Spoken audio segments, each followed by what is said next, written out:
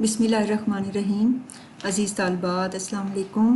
उम्मीद है आप सब खैरियत से होंगी। अल्लाह ताला आप सबको सलामत रखे। आज हम अपनी पहली नज़्म जो है वो शुरू करेंगे। हम जो है वो शुरू करेंगे। बस तकरीबन हर जो उर्दू की किताब है उसकी पहली नज़्म जो होती है वो हमद ही होती है, और हमद के बारे में आप अच्छी तरह जानती हैं कि हमद में अल्लाह ताला की तारीफ़, उसकी सिफ़ात और ख़ूबियाँ बयान की जाती हैं। तो सबसे पहले हम के शायर का तारुफ़ जो है वो पढ़ेंगे। हमारी जो हमद है उसके शायर जो हैं वो हैं हफ़ीज़ जलंधरी। शायद आपने कभी हफ़ीज़ जलंधरी का नाम सुना हो कि वो किस हवाले से पाकिस्तान में उनका वो मशहूर हैं, वो शायर कि वो कौमी तराने के खालिक हैं। हफ़ीज़ जलंधरी जो हैं 1900 में पैदा हुए और 1982 में वफ़ात पाई। मोहम्मद हफ़ीज़ नाम और हफ़ीज़ तख़ल्लुस था। तख़ल्लुस आपको मालूम है एक छोटा और मुख्तसर नाम जो शायर अपने असल नाम की बजाय अपने शायरी में, अपने अशार में इस्तेमाल करते हैं। जलंधर में पैदा हुए। जलंधर इस वक्त जो हिंदुस्तान है उसमें एक शहर का नाम है। जलंधर में पैदा हुए, इब्तदाई तालीम वहीं हासिल की। घरेलू हालात साजगार ना थे। साजगार का मतलब यानी जैसे मुनासिब या मौजू ना थे तालीम हासिल करने के लिए। गुर्बत होगी इसलिए तालीम अधूरी रह गई, अपनी मुकम्मल तालीम हासिल ना कर सके। शेर व शायरी का फ़ितरी ज़ौक़ रखते थे। फ़ितरी ज़ौक़ से मुराद है कि यानी पैदाइशी उनमें शेर व शायरी का शौक़ था। उन्हें शेर व शायरी से दिलचस्पी थी, चुनांचे बचपन ही में शेर कहने लगे। मौलाना ग़ुलाम कादर ग्रामी की शागिर्दी इख्तियार की। ये भी एक शायर हैं। ग्रामी उनका तख़ल्लुस था, उसकी शागिर्दी इख्तियार की। मुख्तलिफ़ जो नए शायर होते हैं वो किसी उस्ताद शायर की शागिर्दी इख्तियार कर लेते हैं, उससे फिर अपनी शायरी की इस्लाह लेते हैं। मुख्तलिफ़ अदबी रसाइल में लिखते रहे। अदबी रसाइल शाया होते हैं जिसमें अफ़साने, नावल या शायरी जो है मुख्तलिफ़ नज़में, गज़लें जो हैं वो शाया होती हैं। ऐसे जो रिसाले होते हैं वो अदबी रिसाले कहलाते हैं। मुशायरों ने उन्हें शोहरत दी। उन ज़मानों में मुशायरे होते थे जिसमें बहुत से शौरा जो हैं वो शिरकत करते हैं और अपना अपना कलाम पढ़ते हैं, उसे हम मुशायरा कहते हैं। तो मुशायरों में उन्होंने भी अपना कलाम पढ़ना शुरू किया, जिससे उन्हें मज़ीद शोहरत मिली, मकबूलियत हासिल हुई। मुख्तलिफ़ सरकारी महकमों से वाबस्ता रहे, मुख्तलिफ़ सरकारी महकमों में मुलाज़मत करते रहे। 1947 में पाकिस्तान बनने के बाद पाकिस्तान चले आए। 1982 में लाहौर में फ़ौत हुए। उनका मज़ार इकबाल पार्क में मीनार पाकिस्तान के करीब वाक़या है। जिस पार्क में मीनार पाकिस्तान है उस पार्क का नाम पहले मंटो पार्क था। पाकिस्तान बनने के बाद उसका नाम तब्दील करके इकबाल पार्क रख दिया गया। उसी में मीनार पाकिस्तान के करीब हफ़ीज़ जलंधरी का मज़ार है। ये जो आपको पिक जो है वो दिखाई गई है, तस्वीर जो है ये उनका मज़ार है। अब उनकी जो कलाम है, उनकी जो शायरी है, उसकी ये खूबियाँ बताई गई हैं। ज़ुबान की सफ़ाई और सादगी, सोज़ोगदाज़ और मौसीक़ियत उनके कलाम की नुमायाँ खूबियाँ हैं। अब सोज़ोगदाज़ क्या है?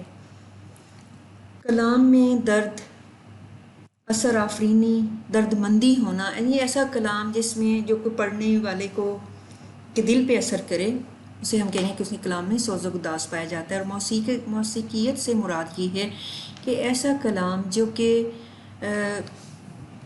जिसको अगर हम गाना चाहें, जिसको हम तरन्नुम से पढ़ना चाहें तो वो आसानी से पढ़ा जा सके। पाकिस्तान का उनका सबसे बड़ा जो कारनामा है वो पाकिस्तान का कौमी तराना उनकी एक बाइस से फ़ख्र तख्लीक है। यानी एक ऐसी तख्लीक है, ऐसे उन्होंने कौमी तराना लिखा जिस पे हम फ़ख्र कर सकते हैं। ये चीज़ जो कौमी तराने की वजह से ही वो हमेशा पाकिस्तान में ज़िंदा रहेंगे। उन्होंने दीगर बहुत सी कौमी नज़में भी लिखी, यानी इसके अलावा भी कौमी तराने के अलावा बहुत सी नज़में ऐसी लिखी जो कि कौमी नज़में कहलाती हैं, जो कि तराने हैं, मिली नगमे जिन्हें हम कहते हैं। हफ़ीज़ जलंधरी कादरुल कलाम शायर थे। कादरुल कलाम का मतलब होता है जो हर किस्म का कलाम लिख सके, कलाम पे कुदरत रखने वाला, शायरी पे कुदरत रखने वाला, यानी हर किस्म का कलाम पे जिसको अबूर हासिल हो। उन्होंने मुख्तलिफ़ असनाफ़ सुखन آپ کو پتہ ہے کہ جس طرح نثر کی مختلف اصناف نثر ہوتی ہیں، نثر کی مختلف اقسام ہیں، جیسے ناول، افسانہ، سفر نامہ، داستان وغیرہ، اسی طرح سخن سے مراد ہے شاعری، تو شاعری کی بھی مختلف اقسام ہیں، جیسے مثنوی، گیت، غزل، نظم وغیرہ۔ تو انہوں نے مختلف اصناف سخن میں طبع آزمائی کی، یعنی مختلف جو شاعری کی جو مختلف اقسام ہیں سب میں ہی طبع آزمائی کی، یعنی انہوں نے اس میں لکھا، ہر قسم میں کوشش کی لکھنے کی، ہر قسم کی شاعری کی ہر قسم میں لکھنے کی کوشش کی۔ شاہ نامہ اسلام ان کی قابل قدر تخلیق ہے۔ یہ ادھر سائڈ پہ آپ کو اس کتاب کا سرورق دکھایا ہوا ہے، شاہ نامہ اسلام۔ یہ اردو کی قومی، ملی اور رزمیہ شاعری میں عمدہ اضافہ ہے۔ رزمیہ کہتے ہیں ایسی شاعری کو جس شاعری میں جنگی شاعری یا ایسی شاعری جس میں جنگ کے واقعات پر مبنی شاعری ہو، یا جس میں جنگ کے لیے جذبہ ابھارنے والے اشعار ہوں، اس شاعری کو رزمیہ شاعری کہتے ہیں۔ شاہ نامہ اسلام ان کی ایک ایسی تخلیق ہے کہ ایسی بہت بڑی ایک نظم سمجھی ہے کہ جس میں مسلمانوں کی تاریخ بیان کی گئی ہے، نظم کی صورت میں مسلمانوں کی تاریخ بیان کی گئی ہے۔ تو یہ ایک بہت ہی قابل قدر عمدہ جو ہے تخلیق ہے ان کی، ایک شاہ نامہ اسلام۔ ان کی چند تصانیف جو ہیں اس کے علاوہ، شاہ نامہ کے علاوہ جو ہیں وہ ہیں طلخابہ شیریں، یہ ان کی کتاب کا نام ہے جس کا سرورق آپ کے سامنے ہے، یہ سوز و ساز ہے کتاب کا نام۔ حفیظ کے گیت یہ بھی ہے کتاب ہے ان کی، حفیظ کی نظمیں، ارجنٹی نامہ وغیرہ یہ ان کی کتابیں ہیں۔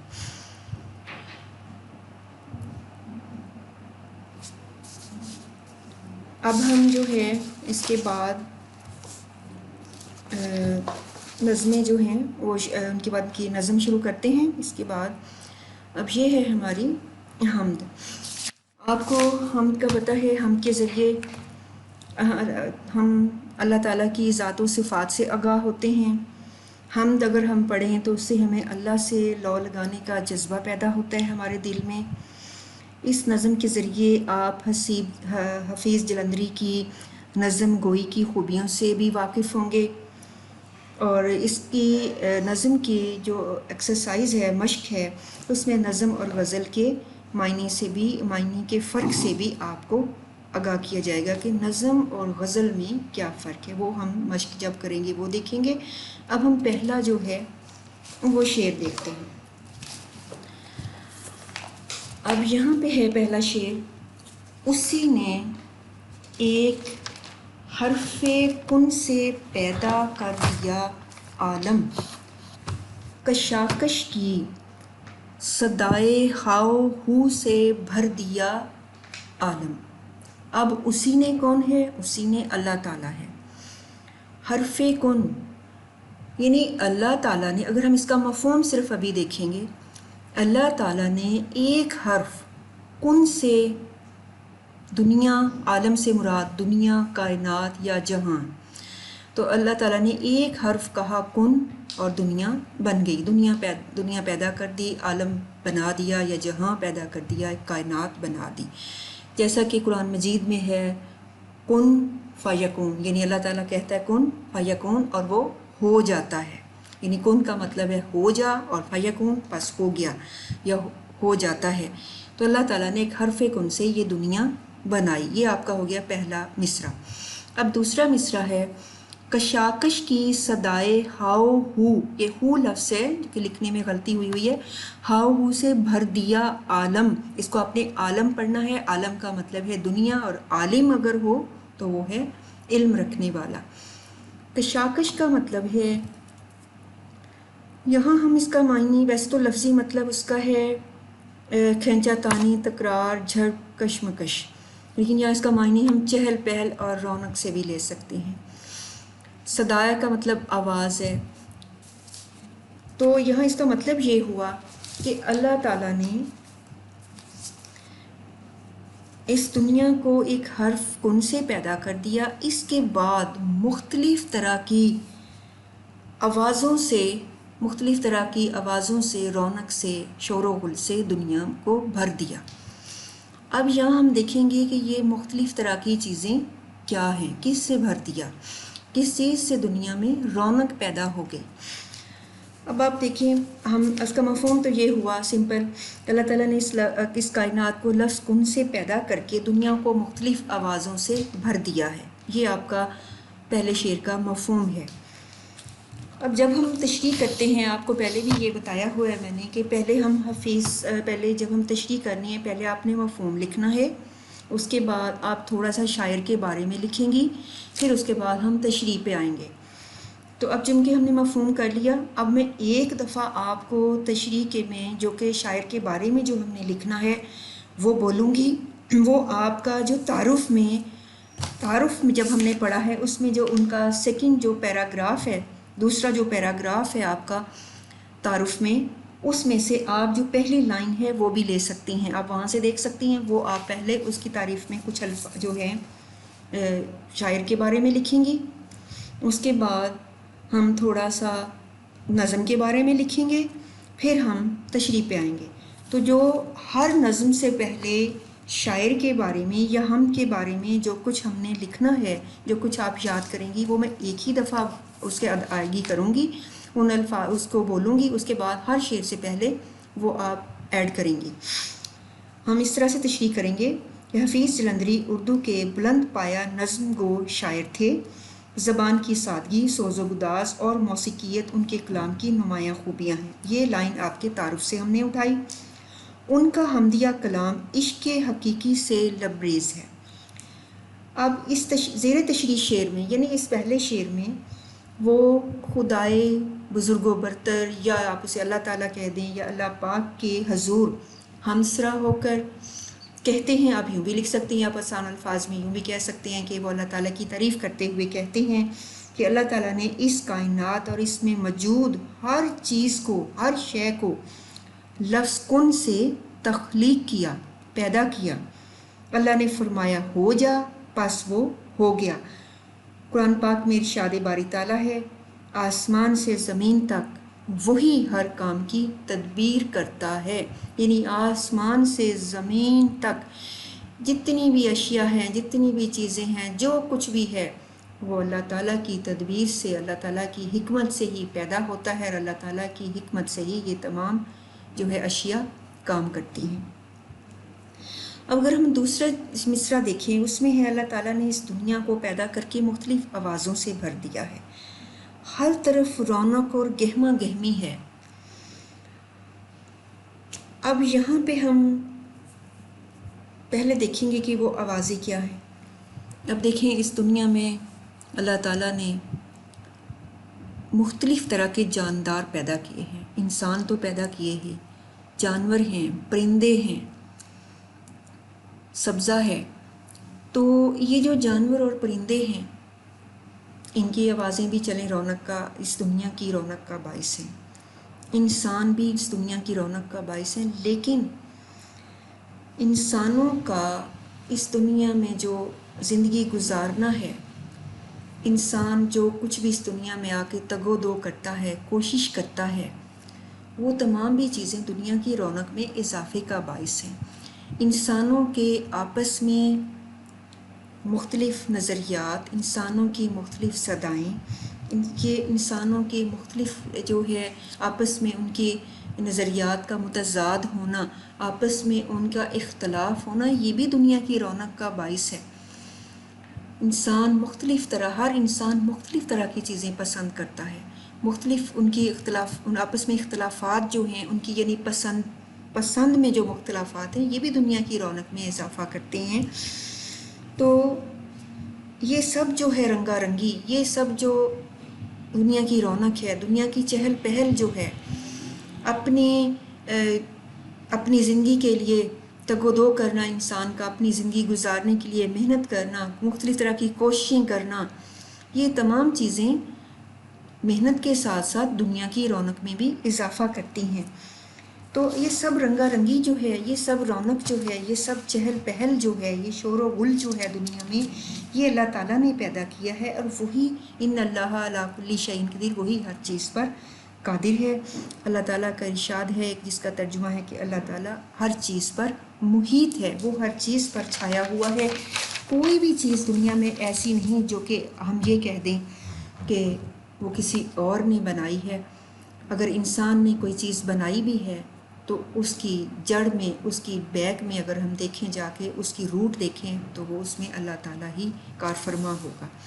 اللہ تعالیٰ نے اس دنیا میں رونق اور گہما گہمی کے لیے، چہل پہل کے لیے انواع و اقسام کی اشیاء پیدا کی، طرح طرح کے حیوانات، پھر ان کی طرح طرح کی بولیاں، بے شمار اقسام کے پرندے اور ان کی مختلف اقسام کی چہچہاہٹ، ان کی مختلف اقسام کی بولیاں، ان کے بولنے کی مختلف آوازیں، طرح طرح کے ذائقوں کے پھل، دلکش رنگا رنگ پودے، سبزہ، پھول اور ان کی مہک، اور پھر درختوں کا آپس میں جب ہوائیں چلتی ہیں تو درختوں کے پتوں کی جب آپس میں درخت لہلاتے ہیں، فصلیں لہلاتی ہیں تو ان کی آوازیں، ان کی ہوا کی سرسراہٹ، تو یہ سب جو چیزیں ہیں اللہ کی، یہ سب رونق جو ہے، یہ سب چیزیں یہ اللہ تعالیٰ کی پیدا کرتا ہے۔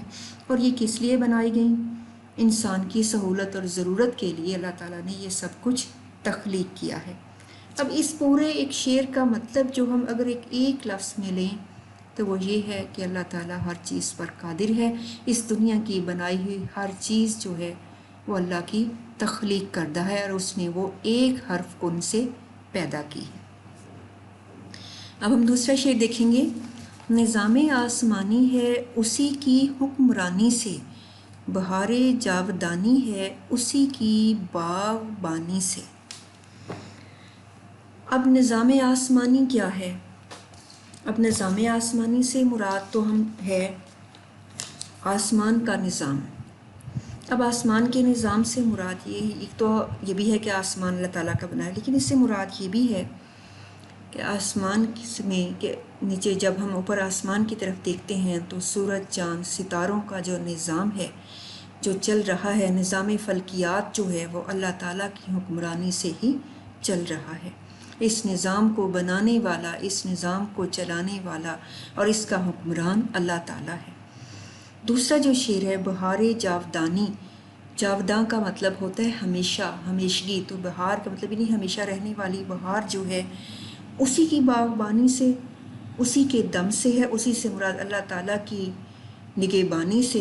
اللہ تعالیٰ ہی اس ہمیشہ دنیا میں ہمیشہ رہنے والی بہار کا باغباں ہے، مالی ہے، نگہباں ہے، اسی کے دم سے اس دنیا میں ہمیشہ رہنے والی بہار ہے۔ تو اب اس کا مفہوم پہلے ہم دیکھیں گے، وہ ہے کہ آسمان کا جو نظام ہے،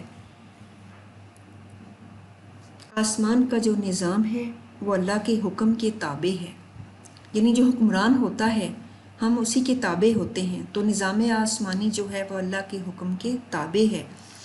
اس دنیا میں ہمیشہ رہنے والی بہار کا نگہباں اللہ تعالیٰ ہے، یہ اس کا مفہوم ہو گیا۔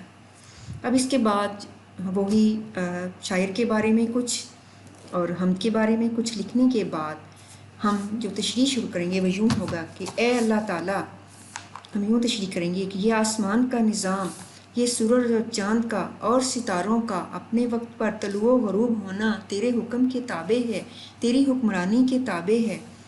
سورہ رحمان میں اللہ تعالیٰ ارشاد فرماتا ہے، رحمان کے سوا کوئی نہیں جو انہیں تھامے ہوئے ہو، وہی ہر چیز پر نگہبان ہے، یعنی اللہ تعالیٰ کے سوا کوئی نہیں جو اس نظام فلکیات کو، اس آسمان کے نظام کو سنبھال سکے، تھام سکے، اس کو چلا سکے۔ اسی طرح سے جو نظام آسمانی میں دن اور رات کا بدلنا آ جاتا ہے، چاند اور سورج کا جو آنا جانا ہے وہ دن اور رات کا آنا جانا ہے، تو شاعر یہی کہہ رہا ہے کہ دن اور رات کا بدل بدل کر آنا اور جانا وہ بھی اللہ کے حکم سے ہے، اس کی بادشاہت زمین و آسمان پر ہے۔ تو آسمان پر تو اس کی بادشاہت اس طرح سے ہمیں نظر آ رہی ہے کہ نظام فلکیات اور دن اور رات کا بدلنا اسی کی حکمرانی سے، اسی کے تابع ہے۔ اب زمین و آسمان پر جو اس کی چونکہ بادشاہت ہے تو زمین پر کیسے کہ اللہ کی بدولت ہی اس دنیا میں ہمیشہ رہنے والی بہار ہے۔ اب یہاں بہار سے مراد موسم نہیں ہے، یہاں بہار سے مراد موسم بھی لے سکتے ہیں، لیکن یہاں اس سے مراد ہم کچھ اور لیں گے۔ اب اگر ہم دنیا کو ایک باغ سے تشبیہ دے دیں، دنیا ایک باغ ہے، تو اس باغ کا رکھوالا کون ہے؟ اللہ تعالیٰ۔ تو اس باغ میں جو بہار چھائی ہوئی ہے، اس بہار سے مراد خوشی بھی ہے، بہار سے مراد رونق ہے، چہل پہل ہے۔ تو اگر یہ ایک بہار ہے، اگر یہ ایک باغ ہے، تو اس میں ہر وقت جو ہے وہ خزاں کبھی نہیں آتی اس دنیا میں۔ اس دنیا میں ہر طرف ہر وقت جو ہے بہار چھائی، ان دنیا کی رونق چہل پہل کبھی ختم نہیں ہوتی کبھی۔ تو چونکہ زمین اور آسمان میں اللہ کی ہستی ہی تمام اختیارات و اقتدار کی مالک ہے، یہ زمین اس کی ہے، تمام نعمتیں اسی کی ہیں، حکم بھی اسی کا ہے۔ تو دنیا میں جو ہر طرف رونق ہے، چہل پہل ہے، دنیا میں جو ہمیشہ رہنے والی دنیا جو ایک باغ ہے، اس میں جو ہمیشہ رہنے والی چہل پہل ہے، رونق ہے، جو بہار ہے ہر طرف پھیلی ہوئی، وہ اسی کی باغبانی سے ہے۔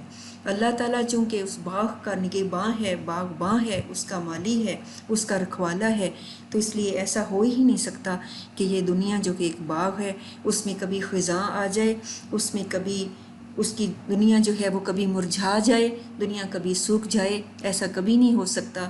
یہ دنیا جو ہے جو کہ ایک باغ ہے، اللہ تعالیٰ کی باغبانی کی بدولت اس میں بہار جاوداں ہمیشہ سے ہے اور ہمیشہ رہے گی۔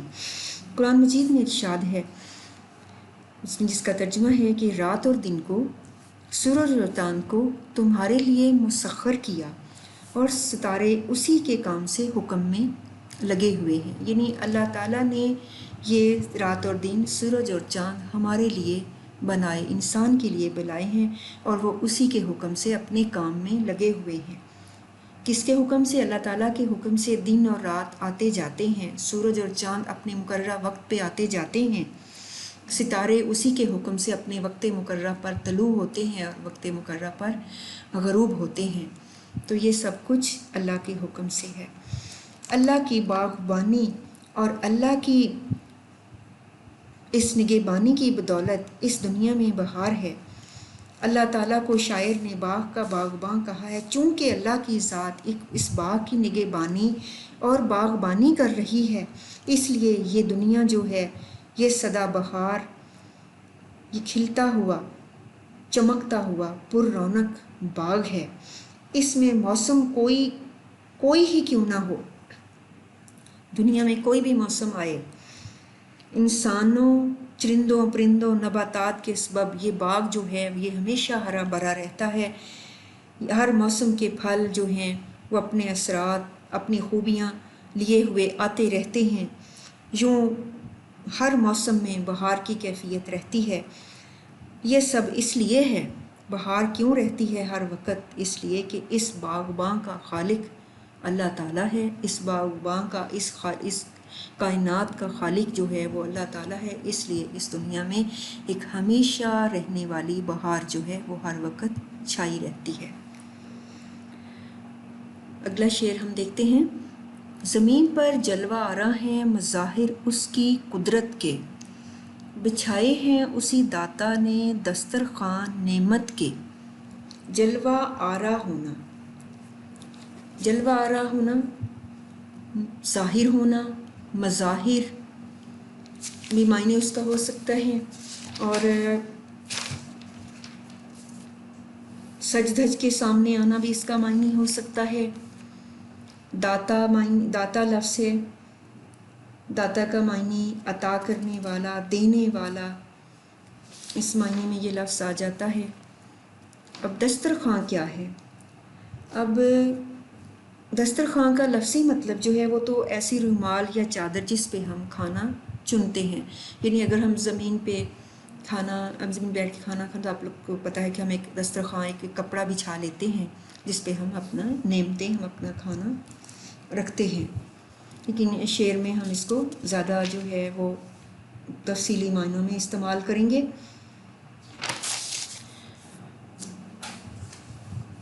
اب یہاں پہ جب ہم زمین پہ دیکھتے ہیں، ہم زمین میں کسی بھی طرف دیکھیں تو ہمیں زمین پر ہر طرف مظاہر کے معنی نظارہ بھی ہو سکتا ہے، جلوے بھی ہو سکتا ہے. زمین پر ہر طرف ہمیں اللہ تعالیٰ کے نظارے جلوے نظر آتے ہیں. دوسرا جو شعر ہے، بچھائی ہے اسی داتا نے دسترخوان نعمت کی. اب ہم مفہوم میں تو اس کا شارٹ معنی لیں گے. اس کا مطلب تو یہ ہوگا کہ اللہ تعالیٰ نے، چونکہ وہی عطا کرنے والا ہے نعمتیں، وہی ہمیں رزق عطا کرنے والا ہے، تو ہر طرف اس نے دسترخوان جو ہیں اپنی نعمتوں کے بچھائے ہیں. تو ہم مفہوم میں تو یہی کہہ سکتے ہیں کہ ہر طرف اللہ تعالیٰ کے جلوے نظر آتے ہیں. اللہ تعالیٰ ہی تمام مخلوقات کا خالق ہے. داتا خالق کے معنوں میں بھی آ سکتا ہے، عطا کرنے والا، دینے والا کے معنوں میں آ سکتا ہے. تو یہاں مفہوم تو یہی ہوا، ہر طرف اللہ تعالیٰ کی قدرت کے نظارے ہیں، جلوے ہیں، ہر طرف ہمیں وہ نظر آتے ہیں، جلوہ آ رہا ہے، نظر آتے ہیں، اور وہی مخلوقات کا خالق ہے. لیکن تشریح میں ہم یہ دیکھیں گے، دنیا میں جو کچھ بھی ہے، جو کچھ بھی ہمیں نظر آتا ہے، وہ اللہ تعالیٰ کی افعال کی بدولت، اس کی نور کی بدولت ہے، اسی کی صفات کی وجہ سے ہے. اس زمین پر بسنے والی ہر چیز، اس زمین پر پیدا ہونے والی ہر چیز، اور اس دنیا میں بننے والی ہر شے جو ہے وہ اس چیز کو ظاہر کرتی ہے، وہ اس چیز کا ثبوت دیتی ہے کہ اس کا بنانے والا کوئی ہے، کوئی تو ہے جس نے یہ چیزیں ساری بنائی ہیں. اب آپ دیکھیں، اللہ تعالیٰ نے زمین پر انسان کے لیے طرح طرح کی نعمتیں اتاری. وہ ساری جو چیزیں، اس میں اللہ تعالیٰ کی قدرت، اس کی طاقت ظاہر ہوتی ہے. اللہ تعالیٰ نے یہ ساری نعمتیں انسان کے لیے پیدا کی ہیں. اس نے انسان کے کھانے اور پینے کا ایک نظام ترتیب دے دیا ہے. وہی سب کو روزی دیتا ہے. اب آپ دیکھیں، اگر آپ دیکھیں، فصلیں ہیں، پھل ہیں، پھر جانور ہیں جن کا گوشت ہم کھاتے ہیں، فصلیں ہیں، اناج جن سے ہمیں ملتا ہے، پھل ملتے ہیں ہمیں درختوں سے، پودوں سے، اس کے بعد سبزیاں ہیں. یہ تمام کس نے بچھائے ہیں؟ یہ دسترخوان ہیں ایک قسم کے لیے، سمجھیں ہمارے لیے. اللہ تعالیٰ نے اناج پیدا کیا، اللہ تعالیٰ نے ہمارے لیے سبزیاں پیدا کر دیں، اللہ تعالیٰ نے ہمارے لیے مختلف ہزاروں اقسام کی پھل پیدا کی، اللہ تعالیٰ نے ہمارے لیے سمندروں میں مچھلی پیدا کر دی، اللہ تعالیٰ نے ہمارے لیے حلال جانور پیدا کیے جن کا گوشت ہم کھاتے ہیں، اللہ تعالیٰ نے ہمارے لیے ایسے پرندے پیدا کیے جن کا ہم گوشت کھاتے ہیں. تو یہ ہمارے لیے ہر طرف اللہ تعالیٰ نے نعمتوں کے دسترخوان پیدا کر دیے. یہ سب کس کے لیے؟ انسان کے لیے. تو آپ جس طرف بھی دیکھیں، آپ ہر طرف فصلیں ہیں، ہر طرف پھولوں کے درخت ہیں، ہر طرف پھلوں کے درخت ہیں، ہر طرف جو ہیں پھلوں کے درخت، پھلوں کے پودے ہیں، ہر طرف آپ جانور دیکھتے ہیں، آپ پرندے دیکھتے ہیں. تو یہ تمام جو چیزیں ہیں ہمیں اللہ تعالیٰ کی قدرت کے جلوے دکھاتی ہیں یہ چیزیں. اور ان سب چیزوں میں ہمارے لیے نشانیاں ہیں. اللہ تعالیٰ کا ارشاد ہے، زمین میں بھی نشانیاں ہیں یقین والوں کے لیے، خود تمہارے لیے بھی. اور کیا تم دیکھتے نہیں کہ آسمانوں میں بھی تمہاری روزی ہے؟ اللہ تعالیٰ نے لوگوں کی ضروریات اور حاجات کو پورا کرنے کا ذمہ اٹھا رکھا ہے. اللہ تعالیٰ ہماری روزی کا ذمہ دار ہے. اگر ہم یہ کہیں کہ یہ چیز تو میں نے اپنی محنت سے حاصل کی ہے، نہیں، اللہ تعالیٰ ہی ہمیں، وہی ہے جو ہمیں رزق دیتا ہے، وہی ہر چیز پر قادر ہے. واللہ خیر الرازقین، اور واللہ خیر الرازقین، وہ سب سے عمدہ رزق دینے والا ہے. تو اس کی نعمتیں انگنت ہیں، ہر طرف اس کی نعمتوں کے ذخائر ہیں. ہم چرند پرند نباتات، ان سے طرح طرح کے فوائد حاصل کرتے ہیں، ان سے رزق حاصل کرتے ہیں. یہ سب اسی کے پیدا کرتے ہیں. بدلتے موسم، مختلف ذائقوں کے لذیذ پھل، مختلف رنگ و بو کے پھول، طرح طرح کا اناج چپائے جن سے ہم باربرداری بھی کرتے ہیں اور گوشت اور دودھ حاصل کرتے ہیں، اور یہ پر رونق فضائیں، یہ سب اللہ تعالیٰ کی نعمتیں ہیں جو انسانوں کے لیے پیدا کی گئی ہیں۔ تو یہ یعنی ہر وہ چیز جدھر بھی ہم دیکھیں اس میں اللہ تعالیٰ کی قدرت نظر آتی ہے، اور اللہ تعالیٰ نے ہمارے لیے طرح طرح کی نعمتیں پیدا کی ہیں۔ یہ جانور، یہ پرندے، یہ فصلیں، یہ پھل پھول، ہر چیز جو ہے وہ اللہ تعالیٰ نے ہر طرف بچھا دی ہے ہمارے لیے۔ اس لیے فبأي آلاء ربكما تكذبان، پس تم اپنے رب کی کون کون سی نعمتوں کو جھٹلاؤ گے۔ اگلا شعر دیکھتے ہیں۔ یہ سرد و گرم، خشک و تر، اجالا اور تاریکی، نظر آتی ہے سب میں شان اسی کی ذات باری کی۔ اب یہاں پہ ہم سرد و گرم سے مراد موسم بھی لے سکتے ہیں، سرد و گرم سے مراد سردی گرمی کا موسم، سرد و گرم سے مراد ہم یہ بھی لے سکتے ہیں کہ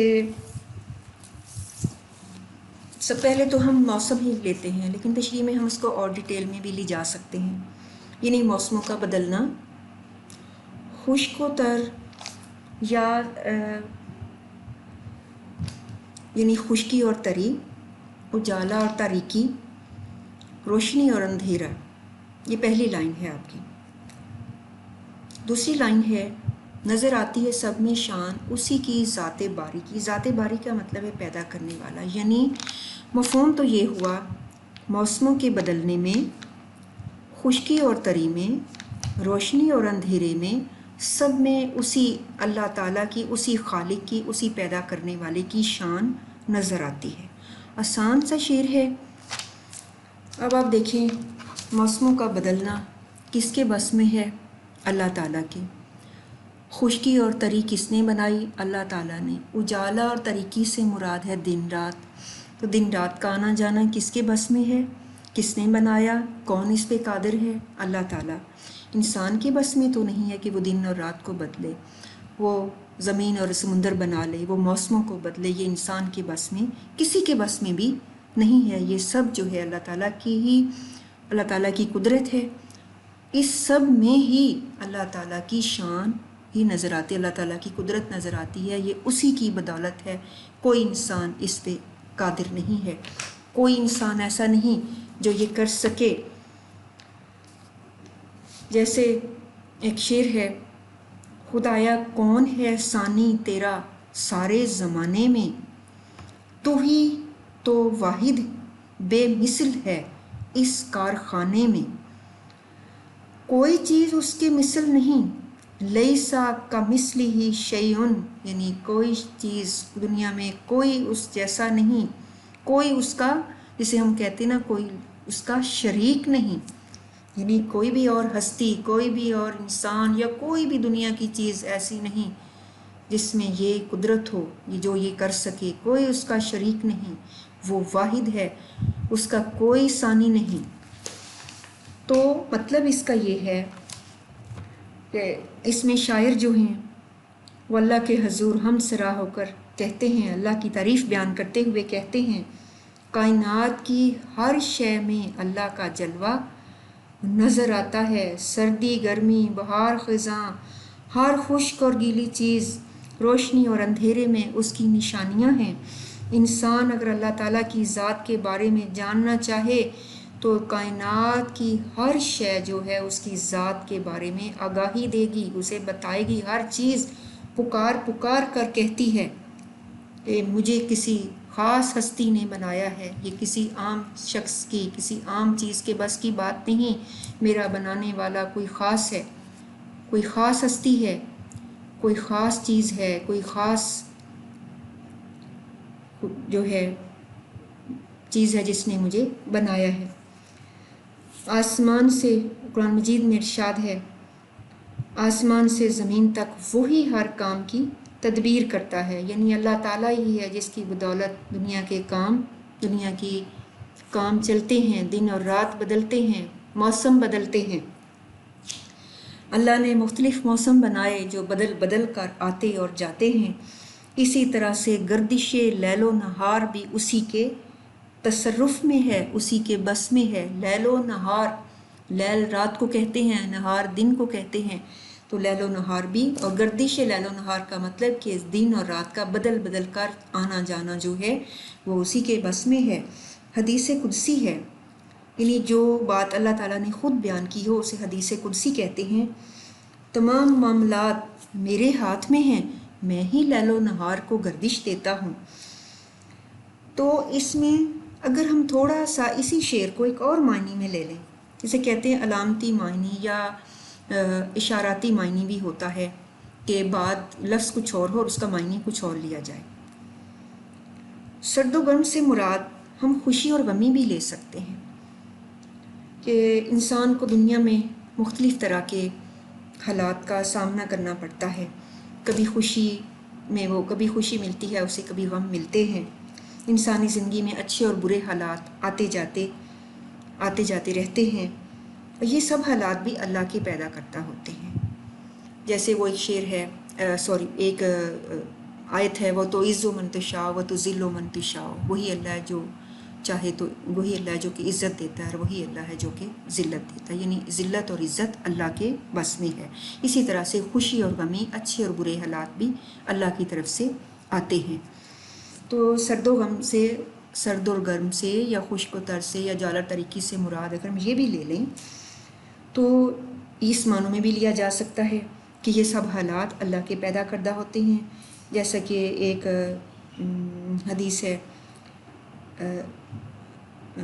ایک آیت کا ترجمہ ہے، تم پر جو مصیبت آتی ہے وہ لوح محفوظ میں لکھی ہوئی ہے، یعنی بعض اوقات ہم پہ جو مصیبتیں یا مشکلات آتی ہیں وہ ہماری مقدر میں یا ہماری تقدیر میں لکھی ہوئی ہوتی ہیں۔ اللہ تعالیٰ بعض اوقات تنگی اور کشادگی سے، یعنی بعض اوقات وہ ہمارے حالات میں تنگی آ جاتی ہے، کوئی طرح کی مشکلات ہم پہ آ جاتی ہیں، ہمارے رزق میں تنگی ہو جاتی ہے، تنگی اور کشادگی سے بعض اوقات ہمارے حالات بہت اچھے ہوتے ہیں، ہمیں خوشیاں ملتی ہیں، تو بعض اوقات اللہ تعالیٰ تنگی اور کشادگی سے اپنے بندوں کو آزماتا ہے، کبھی دکھ دے کر، کبھی خوشی دے کر، کبھی اولاد کی یا کبھی دولت کی کمی اور بیشی سے، تاکہ انسان اس آزمائش میں اپنے بندوں کی، چونکہ وہ آزمائش کرتا ہے تاکہ انسان اس آزمائش میں پورا اترے اور آخری زندگی میں آخرت میں نجات حاصل کرے۔ اگر انسان اس تنگی میں، اس آزمائش میں صبر کرتا ہے، اس آزمائش پہ پورا اترتا ہے، تو اس کے لیے آخرت میں نجات ہے۔ اور تو ان سب چیزوں میں ہمیں اللہ کی قدرت نظر آتی ہے۔ تو اب آپ کو سمجھ آ گئی ہوگی، آپ اس کا دونوں طرح سے بھی تشریح کر سکتی ہیں۔ اگر آپ سمپل تشریح کر لیں موسم اور زمین اور سمندر کے حوالے سے، دن اور رات کے حوالے سے، تو وہ آپ کے لیے زیادہ آسان ہے، لیکن آپ تھوڑا سا دوسرا معنی بھی لکھ سکتی ہیں تشریح میں۔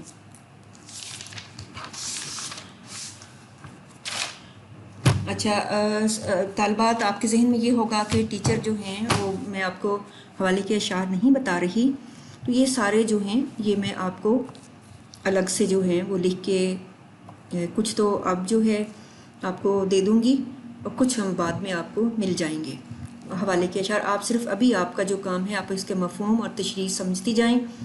حوالے کے اشعار جو ہیں وہ ہم بعد میں آپ کو بعد میں کر بھی لیں گے اور آپ کو بھیج بھی دوں گی۔ اب ہم اگلا شعر دیکھتے ہیں، آسان سا شعر ہے۔ وہی ہے کائنات اور اس کی مخلوقات کا خالق، نباتات و جمادات اور حیوانات کا خالق۔ تو مفہوم تو سمپل سا آپ کے سامنے ہے۔ کائنات یعنی اس دنیا، اس جہاں اور اس میں موجود تمام مخلوقات کا خالق۔ اب مخلوقات میں کیا آ گیا؟ مخلوقات، اور اس کے بعد پھر ہے نباتات سے مراد ہے پودے، جمادات سے مراد بے جان چیزیں جیسے پہاڑ، حیوانات جانور، یعنی اللہ تعالیٰ اس کائنات، اب مفہوم کیا ہوا؟ اللہ تعالیٰ اس کائنات اور اس کی مخلوقات یعنی پودے، درخت، معدنیات، حیوانات کا خالق ہے، یعنی ہر چیز جو دنیا میں ہے اس کا خالق جو ہے وہ اللہ تعالیٰ ہے۔ اب جمادات سے مراد بے جان چیزیں بھی ہیں، جمادات سے مراد پہاڑ بھی، لیکن جمادات سے مراد وہ معدنیات بھی ہیں جو کہ ہماری زمین کے اندر یا ہمارے پہاڑوں کے اندر بہت سی معدنیات جو پائی جاتی ہیں. آپ کو معلوم ہے ہماری زمین کے اندر جیسے تیل ہے، ہماری زمین کے اندر بہت سے جو ہیں معدنیات ہیں، یہ سونا چاندی یا اس ٹائپ کی بہت سی معدنیات وہ زمین کے اندر جو ہیں وہ پائی جاتی ہیں. زمین کے اندر میں بہت خزانے دفن ہیں. تو یہ تمام وہ بھی اللہ کی پیدا کردہ چیزیں ہیں. تمام پودے، تمام درخت، تمام مخلوقات جو اللہ تعالیٰ نے، اس میں حشرات بھی آ گئے ہیں، اس میں جانور ہیں، درندے ہیں، چرند پرند، تمام جو چیزیں ہیں اللہ اس دنیا میں جو بھی چیز ہے، چاہے وہ ایک بے جان چیز بھی کیوں نہ ہو، وہ اللہ تعالیٰ کی بنائی ہوئی ہے، وہی اس کا خالق ہے، بنانے والا ہے. اللہ تعالیٰ اس ساری دنیا کا پیدا کرنے والا ہے. اس دنیا کی تمام مخلوقات اسی نے پیدا کی ہیں. وہ سب کا خالق و مالک ہے. کائنات کے تمام اختیارات اسی کے ہاتھ میں ہیں. خلق اس کی ہے، نعمتیں اسی کی ہیں. سورۃ الحجر میں ارشاد ہے، یقیناً تمہارا رب سب کا خالق ہے. شاعر کہتا ہے، اللہ سب کا خالق ہے. وہ چیز جاندار ہو یا بے جان، پہاڑ ہوں یا دریا، پودے ہوں یا درخت یا چرند یا پرند، اللہ تعالیٰ ہی سب کا پیدا کرنے والا ہے. ارشاد باری تعالیٰ ہے، وَلَهُ مَا فِي السَّمَاوَاتِ وَالْأَرْضِ كُلُّ اللَّهُ قَانِتُونَ. زمین و آسمان میں جو بھی ہیں سب اس کے مخلوق ہیں، سب اس کے تابع فرما ہیں. کوئی بھی چیز ایسی نہیں جو اس کے تابع فرما نہ ہو. یعنی جو جاندار ہیں، انسان ہیں، پرندے یا جو جانور ہیں یا حشرات ہیں، یہ تب تو جاندار، یہ تو اس کے مخلوق ہیں ہی، اس کے حکم کے تابع ہیں ہی. لیکن اسی طرح سے بے جان چیزیں، پہاڑ، دریا، سمندر، یہ جو بھی چیزیں وہ بھی اس کے تابع ہیں. وہ حکم دے تو پہاڑ ریزہ ریزہ ہو جائے، وہ حکم دے تو پہاڑ ایک جگہ سے دوسری جگہ چلا جائے، وہ حکم دے تو دریا اپنے رخ بدل لیں، وہ حکم دے تو سمندر خشکی پہ آ جائے، وہ حکم دے تو زمین زیر زبر ہو جائے. تو اس لیے تمام جاندار کے ساتھ ساتھ تمام بے جان چیزیں بھی ہیں، وہ بھی اس کے حکم کے تابع ہیں. اب آپ نباتات کو ہی دیکھیں. ہم تو ایک بیج بوتے ہیں زمین میں، انسان ایک بیج بوتا ہے اور اللہ کے حکم سے وہ بیج ایک تناور درخت بن جاتے ہیں. وہ بیج فصلوں میں، لہلہاتی فصلوں میں تبدیل ہو جاتے ہیں. وہ بیج ایک پھلدار درخت میں بدل جاتا ہے. وہی بیج جو ہے وہ ایک خوشبودار جو ہے پھولوں والا پودا بن جاتا ہے. تو ایک بیج جو تو ہمارے سامنے تو ایک بے جان چیز ہوتا ہے، لیکن اللہ کے حکم سے وہ کتنے تناور درختوں میں بدل جاتے ہیں وہ بیج جو ہیں. تو اس لیے بے جان چیزیں بھی اللہ تعالیٰ کے حکم کے تابع ہیں. دنیا کی ہر شے اسی کے بنانے سے بنی ہے. انسان، حیوان، نباتات، جمادات، ہوا، پانی، روشنی، ہر ایک چیز کو اس نے صورت خاص عطا کی ہے جو اسے کائنات میں اپنے حصے کا کام ٹھیک انجام دینے کے لیے مطلوب ہے. یعنی یہ تمام چیزیں جو ہیں اس کے حکم کے مطابق اپنے حصے کا کام جو ہے دنیا میں انجام دیتی ہیں. اب ہوا جو ہے اسی کے حکم سے بھی اسی نے بنائی، اسی کے حکم سے چلتی ہے. وہ حکم دے تو وہی ہوا آندھی میں بدل جاتی ہے، وہ حکم دے تو وہی ہوا دھیمی چلتی ہے، وہ حکم دے تو وہی ہوا گرم ہے، وہ حکم دے تو وہی ہوا ٹھنڈی ہے. تو ہر چیز اسی کے حکم کے تابع ہے اور اسی کے حکم کے تحت چلتی ہے، اور وہی ہر چیز کا خالق ہے. اس میں واللہ علی کل شیء قدیر، وہی ہر چیز پر قادر ہے. وکان اللہ بکل شیء محیط، اللہ ہر چیز پر محیط ہے. اللہ تمام جہانوں اور اس میں موجود تمام اشیاء کا خالق ہے.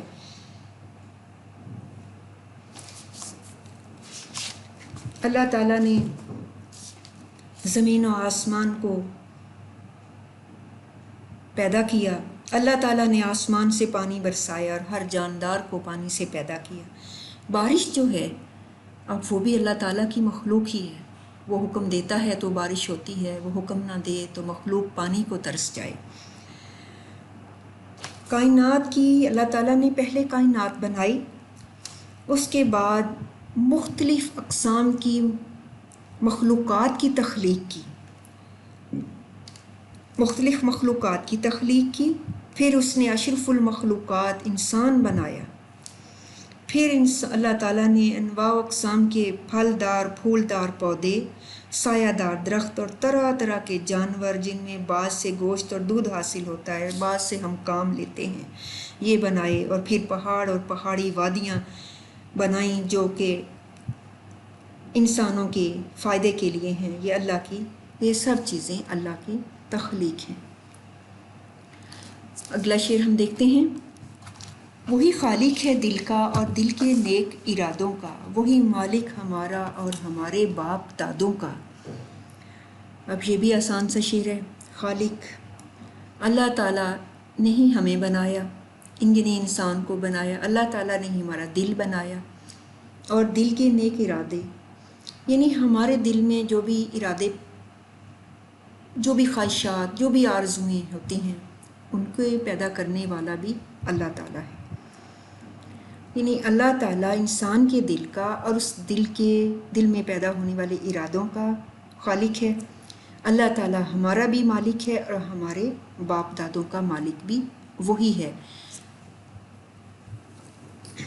اللہ تعالیٰ ہمارا اگر خالق ہے، ہمارے دل کا خالق ہے، تو اس کا مطلب مالک سے، دل کے نیک ارادوں کا مالک سے مراد یہ ہے کہ وہ ہمارے دل میں جو بھی ارادے، جو بھی خواہشات، جو بھی آرزوئیں پیدا ہوتی ہیں وہ ان سے واقف ہے۔ ہمارے دلوں میں جو بھی خیال پیدا ہوتا ہے وہ اللہ کی مرضی سے پیدا ہوتا ہے۔ ایک قرآن مجید میں ایک آیت ہے، وَاعْلَمُوا إِنَّ اللَّهَ يَحُولُ بَيْنَ الْمَرْءِ وَقَلْبِهِ، اور خوب جان لو اللہ آدمی اور اس کے دل کے درمیان حائل ہے۔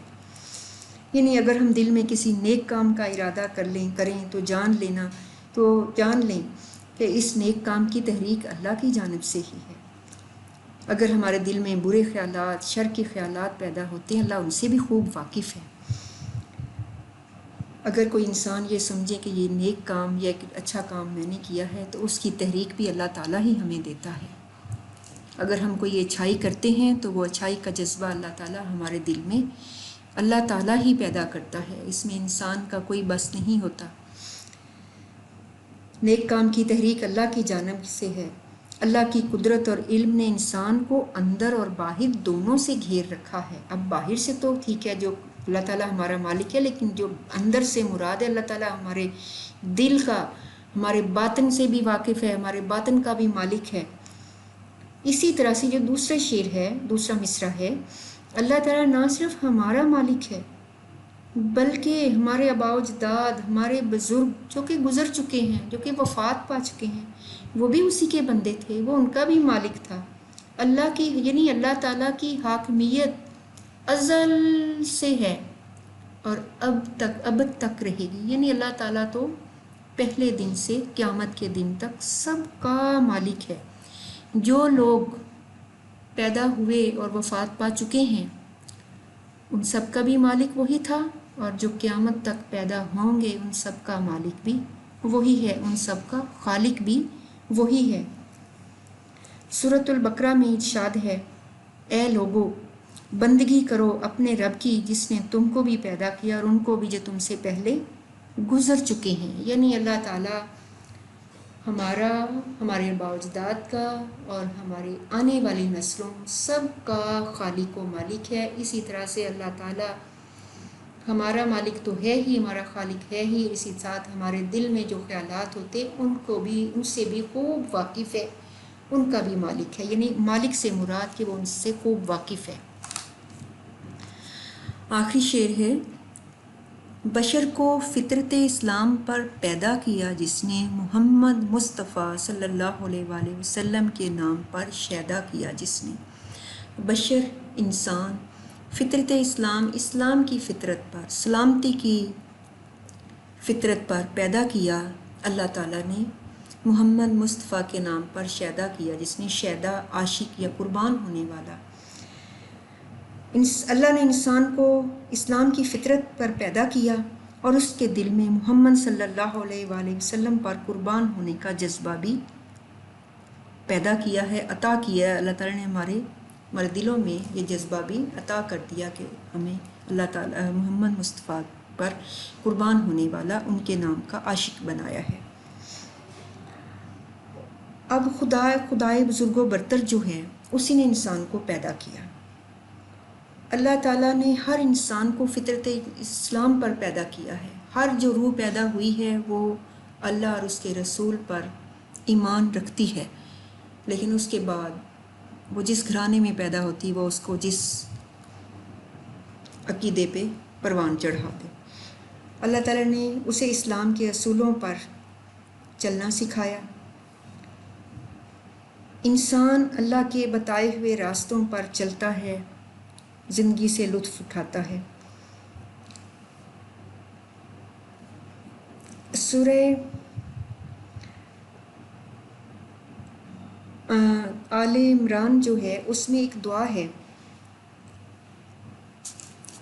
اللہ ہی ہے، اس میں یہ ہے کہ اے پروردگار، جب تو ہمیں سیدھے راستے پر لگا چکا ہے تو پھر کہیں ہمارے دلوں کو غلط راستے میں مبتلا نہ کر دینا۔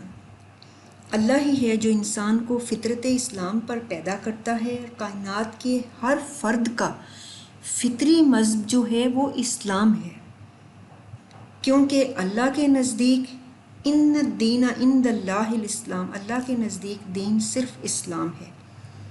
تو اللہ تعالیٰ نے ہر انسان کو اسلام کی فطرت پر پیدا کیا، اور اس کے ساتھ ساتھ اللہ تعالیٰ نے یہ کائنات چونکہ محمد رسول اللہ کے لیے تخلیق کی، تو اللہ تعالیٰ نے ہر انسان کو محمد مصطفیٰ کا شیدائی بنایا، یعنی ہمارے دلوں میں فطری طور پر، پیدائشی طور پر حضور اکرم صلی اللہ علیہ وآلہ وسلم کی محبت پیدا کرتی ہے۔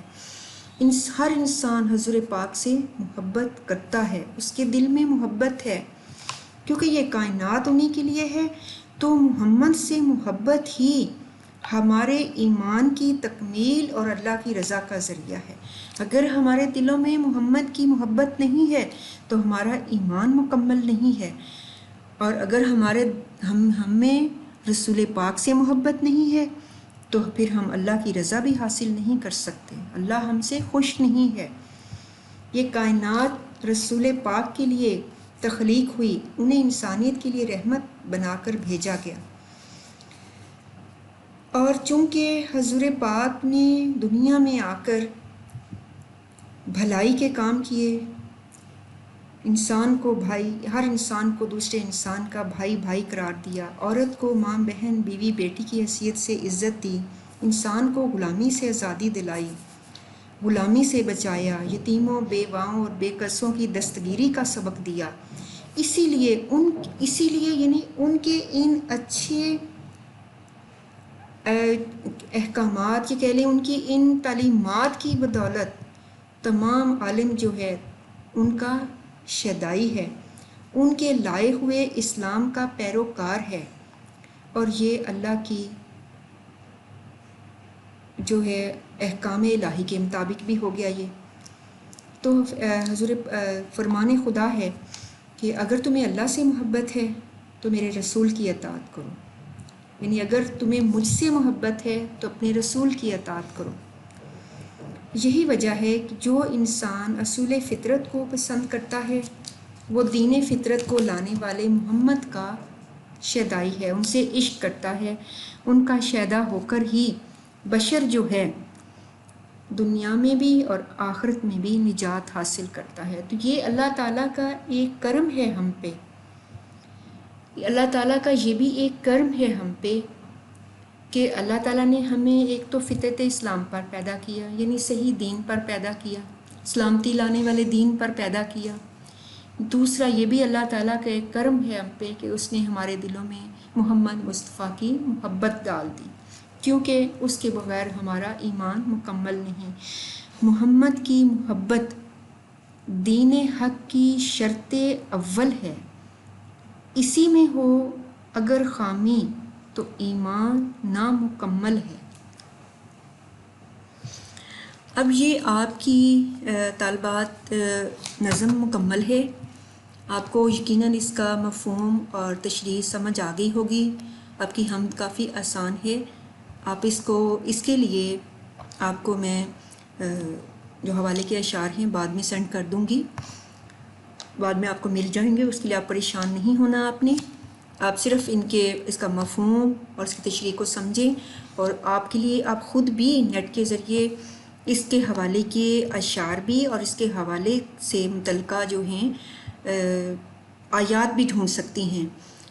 تشریح میں کوشش کریں کہ آیات اگر آپ نہ لکھیں تو ان کا ترجمہ جو ہے وہ آپ لکھ سکتی ہیں، تو آیات آسانی سے ڈھونڈی جا سکتی ہیں، یا آپ خود بھی کوشش کریں کہ آیات ایسی ڈھونڈیں جس کا ترجمہ جو ہے وہ آپ کی حمد کے اشعار سے ریلیٹڈ ہو، ان سے حوالہ بن جائے، ان کا حوالہ اس سے ملتا ہو۔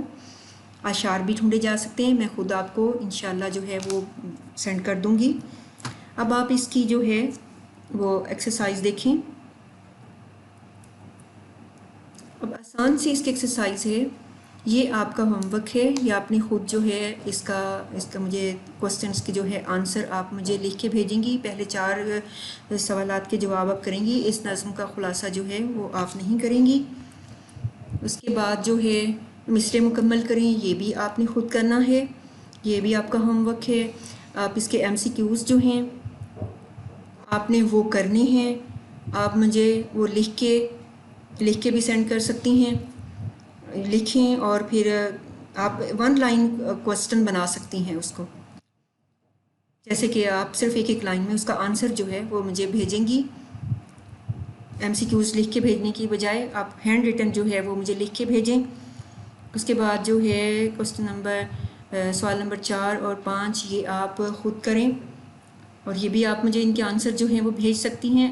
سوال نمبر 4 جو ہے وہ ضرورت نہیں ہے، سوال نمبر 5 جو ہے وہ آپ ویسے اپنی معلومات کے لیے اسے سولو کریں، کیونکہ آپ کو چونکہ یہ کوسچن آتا تو نہیں ہے پیپر میں، لیکن آپ کو الفاظ متضاد آنے چاہیے۔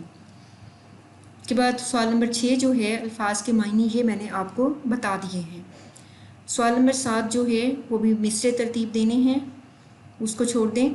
اس کے بعد ہے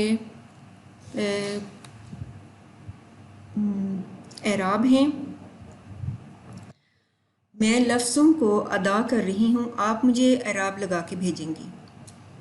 حرف کن، جمع دات، نباتات، بشر، نعمت۔ اب آپ اسی طرح سے اعراب لگائیے، میں دیکھتی ہوں آپ کو آتے ہیں یا نہیں۔ اعراب کا مطلب ہے کہ الفاظ پہ زیر، زبر، پیش، شد، جزم یہ لگانا۔ جیسے فرض کریں لفظ ہے نباتات، آپ سب چونکہ قرآن مجید اگر پڑھ چکی ہیں تو آپ کو اعراب لگانے آتے ہوں گے، آنے چاہیے۔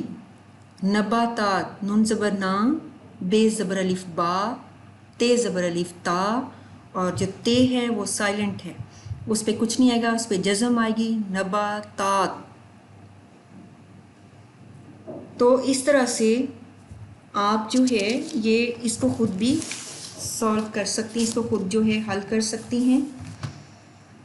جیسے بشر لفظ ہے، چلیے میں آپ کو زبانی بتاتی ہوں، بے پہ زبر، شین زبر رے، شر، بشر، ٹھیک ہے۔ حرف کن، ہے زبر رے ہر، فے زر فی، چونکہ ویسے تو حرف ہوتا ہے لیکن چونکہ فے کاف کے ساتھ مل حرف کن پڑھنا ہے ہم نے اسے، تو اس لیے فے کے نیچے زیر آئے گی، لیکن اگر یہ صرف حرف ہوتا تو پھر یہ رے زبر فے رف ہوتا، حرف ہوتا۔ فے زر فی، کاف پیش نون، کن، حرف کن۔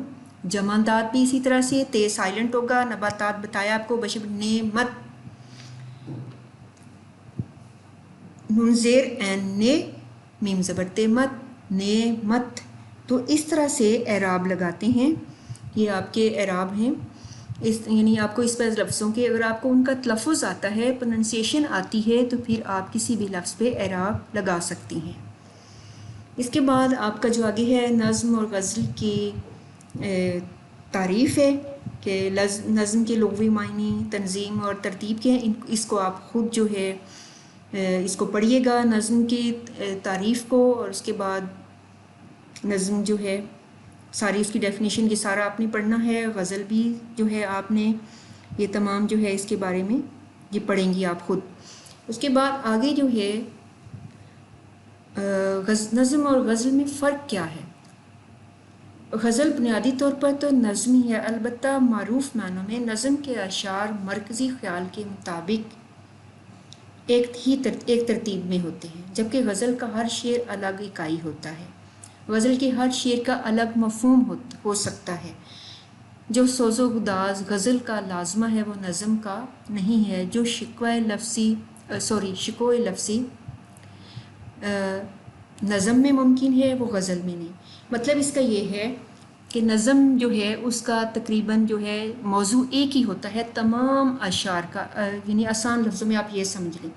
اور جو غزل ہے وہ اس میں ہر شعر جو ہے اس کا الگ مفہوم ہوتا ہے.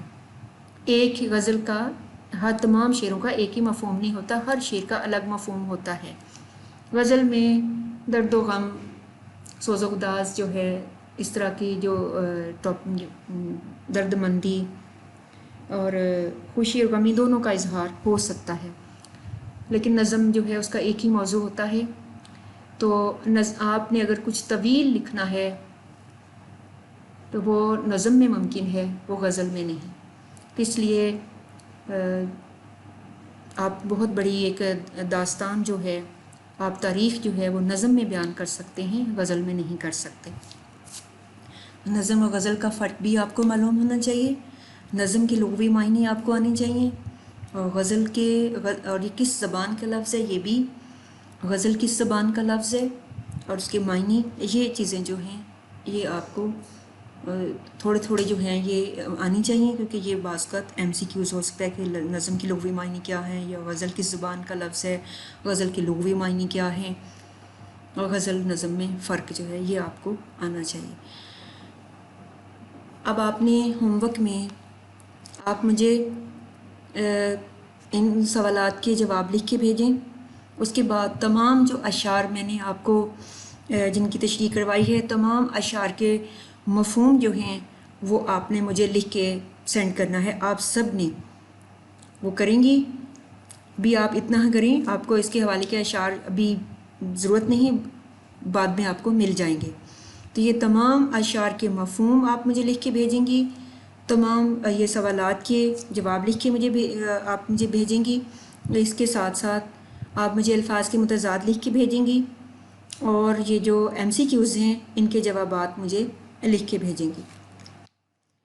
نیکسٹ جو ہے اس کے بعد ہم آپ کو میں نے کہا پہلا جو آپ کو ہوم ورک میں مضمون دیا تھا وہ تھا آب زمزم. دوسرا آپ کو میں نے کہا تھا یوم آزادی کریں. تیسرا آپ کے لیے اب جو مضمون ہے وہ علامہ اقبال ہے. ایک ویک میں آپ نے ایک مضمون تیار کرنا ہے، تو آپ کو علامہ اقبال مضمون تیار ہو، میں نے آپ سے کہا تھا اسے آپ تیار کریں، آپ اسے لکھیں اور لکھ کے مجھے سینڈ کیا کریں، میں اسے دیکھوں. لکھنے سے آپ کو، اگر آپ دیکھ کے بھی لکھتی ہیں، اگر آپ زبانی نہیں بھی یاد کر رہی تو دیکھ کے بھی لکھنے سے آپ کو آدھا مضمون تو یاد ہو جائے گا، کچھ نہ کچھ تو آپ کے ذہن میں لکھنے سے آ جائے گا. اس لیے آپ سے ضرور لکھیں مضمون، ہر ہفتے ایک مضمون لکھیں، اسے یاد کریں. اور اب نیکسٹ جو ہے ہم لیسن بھی شروع کریں گے، اور اس کے ساتھ ساتھ میں آپ کو تفاہیم شروع کرواؤں گی. تو اگلی دفعہ میں ہم 2 تفاہیم بھی کریں گے نیکسٹ ویک، اور ساتھ ہم نیکسٹ لیسن شروع کر لیں گے.